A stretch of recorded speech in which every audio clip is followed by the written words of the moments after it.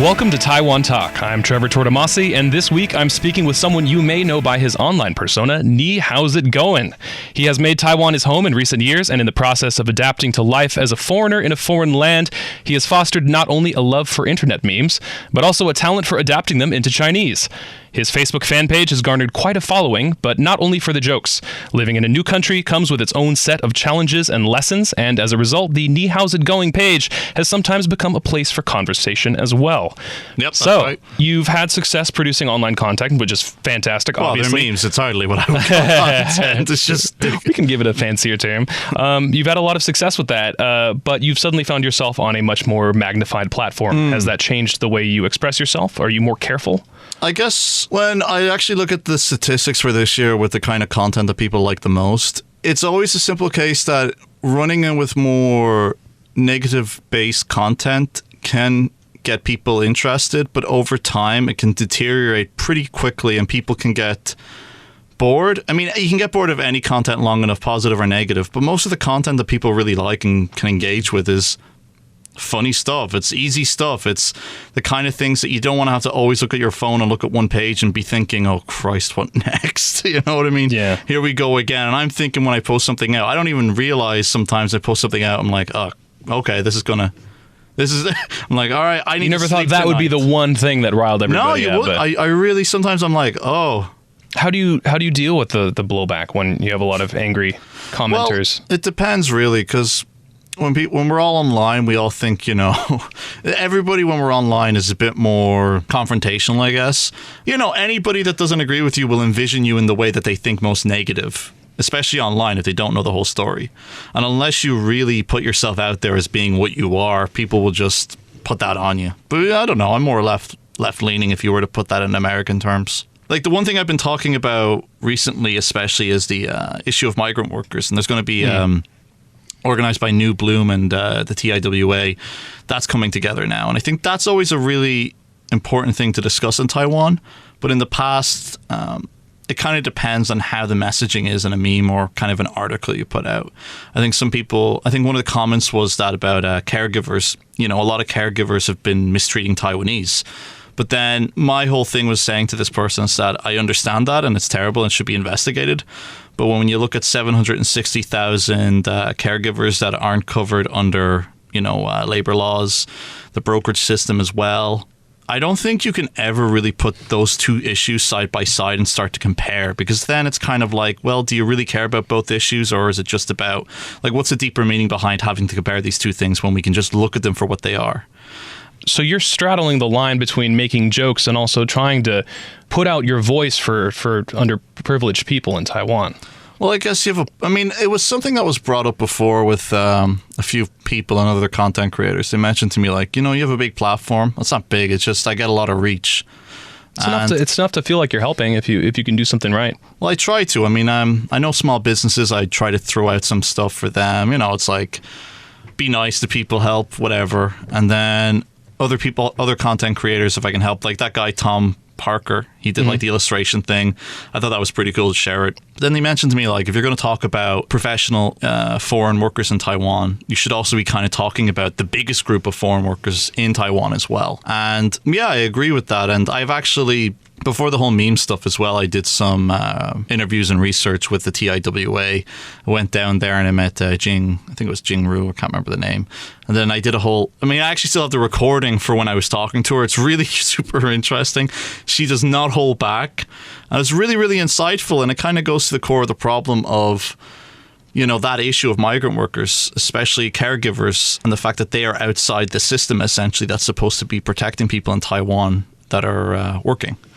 And yeah, it's kind of straddling the line sometimes between humor but then again, I also kind of say to myself, it's all about how you frame something. I mean, you could still make something humorous that's maybe a little bit sensitive, but it can be a bit provocative, but it also makes people think of it. Perspective. Yeah. And I think in Taiwan, it's over time these things will change, but people do need to obviously be discussing these issues, and not just within the communities that it affects. It should be something that's being discussed in Taiwan, because I think on a surface level, many people in Taiwan just don't have any real concept of what's actually happening with migrant workers. They maybe see the surface level, or they might see on the news some little story, but in terms of the overall issue, that's not what sells the news, right? What sells the news is a migrant worker doing something illegal, as opposed to migrant workers being treated illegally. And having the platform I have, I mean, like you said, it's towing a line between humor and then bringing up something serious, and it can be irresponsible if you don't do it right. Many of your followers already know the basics, but where are you from, and what sort of wild ride brought you to Taiwan? Well, you put it that way. Well, originally from Ireland, from Belfast, and essentially I studied Chinese and international business in DIT for 4 years, and I spent a year in Beijing. And when I graduated, I had the opportunity to either go to Beijing to study in Tsinghua University or come here to NCCU. And after living in Beijing for a year, I was kind of like, yeah, I'm not going to do that again. The university in Beijing had basically told me, if you're going to be doing international business journalism, you need to sign a form that says, essentially, you will not do any type of journalism. But why the hell would I do a journalist master's for 2 years and not do any type of journalism? So I was kind of like, you know what? That was like the last straw for me. So I came here. And by the time I got here, I mean, I could speak a decent amount of Mandarin, albeit with a very Irish accent, or very Beijing kind of a lot of ers going on, Yeah. But like Taiwanese, Mandarin, it's so easy to understand, as opposed to the Beijing, the 东北人 and all that stuff, kind of thicker accents, and really, the tones are really pronounced, and if you don't get it right, people will really do the whole huh? And that's the scary moment where you're like, oh Jesus. When you start doing it too? No, the oh Jesus moment is, I'm terrified, I think I've made a mistake, they don't understand me, I need to go hide now, when you're too afraid to make a mistake when you're learning a new language, which is like, you got to get over that pretty quickly. Yeah, that was kind of it. And when I got here, I ended up going to college for 2 years. I've been working over here, so mostly, working in marketing at the moment. What have you found Ireland and Taiwan to have in common? I'd say being an island nation is actually something that's quite similar in our mindset to the rest of the world. It is a mindset, for sure. It definitely is. I think Taiwanese and the Irish, we definitely have this idea of ourselves being somewhat, I'd say, not always inward thinking, but we do see ourselves as our own, little microcosm, I guess.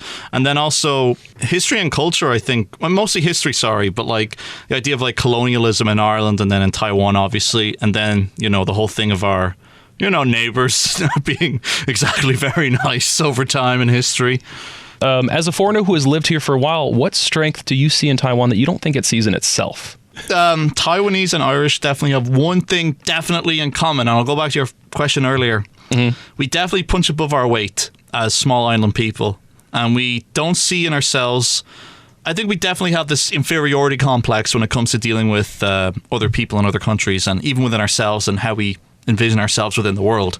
I think it's the same issue in Ireland about that sense of almost, I'd say not begrudgery, because that's what we have in Ireland, a lot more of begrudgery and inferiority complex of, you don't see yourself being able to actually pull something off, and if you did, it's just a fluke, it's humbleness to the point of destructiveness. And I think in Taiwan, Taiwanese definitely have this, you see it, we all seen it in the past, like Taiwanese built up these massive industries, and a lot of them are turning legacy now, and what they need is more innovation, not the same as the usual. And I think that's something between Taiwanese and Irish that's very similar. And I think when Taiwan gets the next push for innovation and the ability to punch above their weight again, it could be similar to what we have in Ireland, except, the reason we got a lot of industry in Ireland is because we give them tax breaks and we're in Europe and we speak English. But yeah, I think, that sense of punching above our weight, but also not giving ourselves the acknowledgement we deserve ourselves to build more confidence and to see ourselves as players in the world. That's what I honestly think. I think the Taiwanese deserve to pat themselves on the back and get back to it, especially with the innovation side of things. They're in such a good position in Asia, especially with the improving relationships with the United States.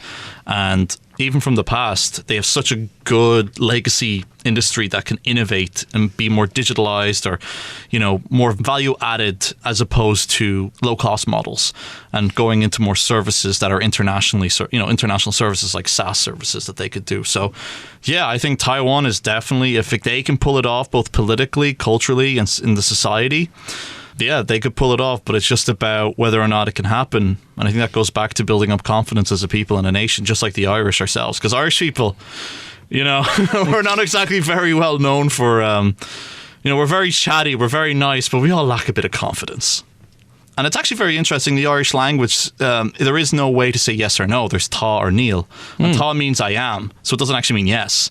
And it's always kind of in a, there was a TV show called the Savage Eye, and it's like if you ask an Irish person a simple question, they will not be able to answer you very easily. It's like, would you like a cup of tea? Well, it depends if you're making it now, sir. Like this. It's never the simple answer because it goes back to that colonialist way of not taking responsibility, because if you do, there's a chance it'll blow back on you, sort of thinking. And I don't know how entrenched that is in Taiwan. Too much. You play it safe, but it's for a purpose. Ties back to the world stage that you were talking about earlier. Yeah, if you play it safe, you might be fine. And if you take full responsibility, and then if you do double speak, you might be able to not get yourself in trouble. Well, there you have it, guys.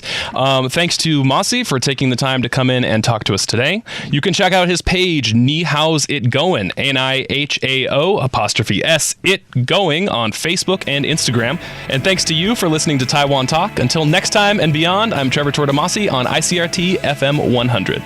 Oh, you're also Mossy. Tortomasi. Yeah, there we go.